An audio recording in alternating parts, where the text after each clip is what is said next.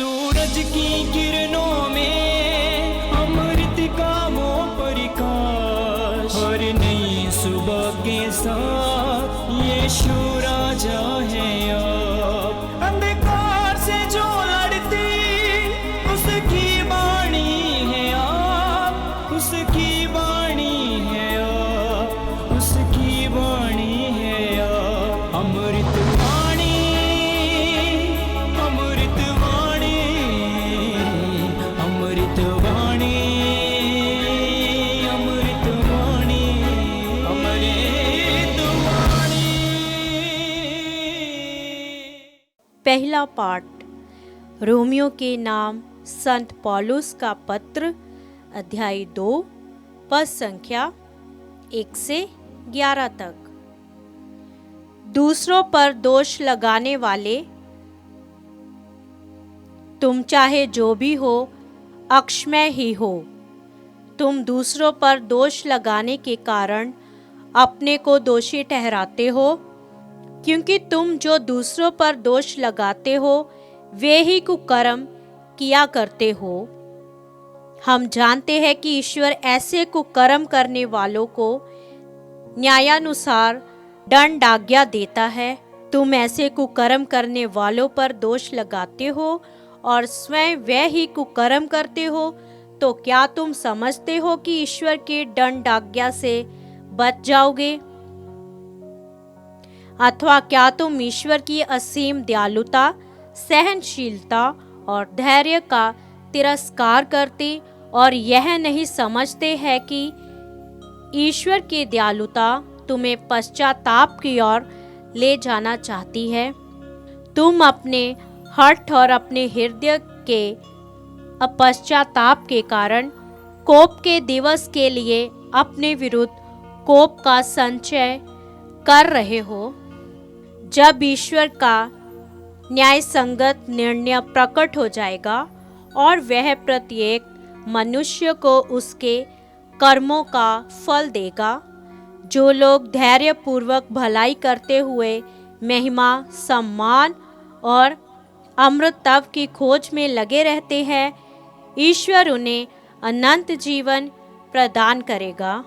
जो लोग स्वार्थी हैं और सत्य से विद्रोह करते हुए अधर्म पर चलते हैं, वे ईश्वर के क्रोध और प्रकोप के पात्र होंगे।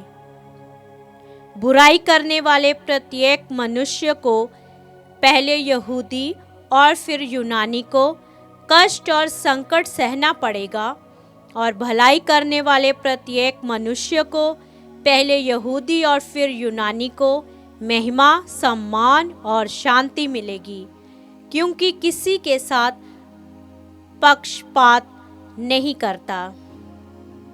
यह प्रभु की वाणी है। ईश्वर को धन्यवाद। भजन अनुवाक्य। हे प्रभु, तू प्रत्येक को उसके कर्मों का फल देता है। हे प्रभु, तू प्रत्येक को उसके कर्मों का फल देता है। मुझे ईश्वर पर ही भरोसा है, उसी से सुरक्षा मिलती है। वही मेरी चट्टान है, मेरी सुरक्षा, मेरा गढ़, मैं विचलित नहीं होऊंगा। अनुवाक्य। हे प्रभु, तू प्रत्येक को उसके कर्मों का फल देता है।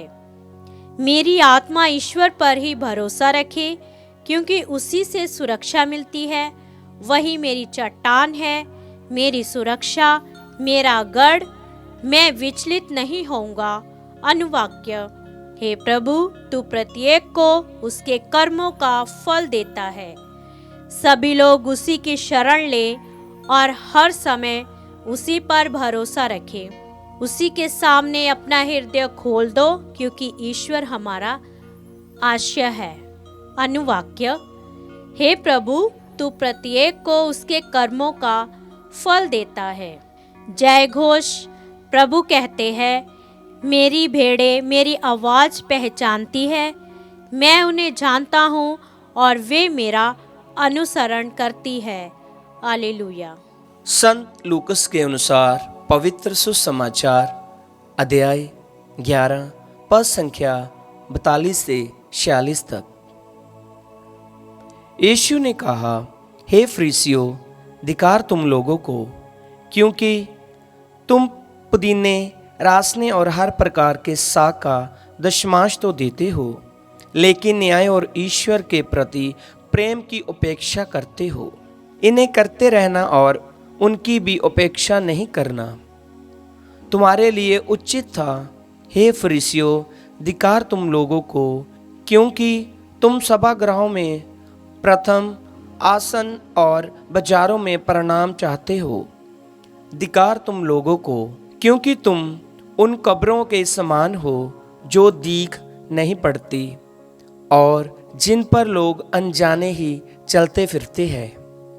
इस पर एक शास्त्री ने यीशु से कहा, गुरुवर, ऐसी बातें कहकर आप हमारा भी अपमान करते हो।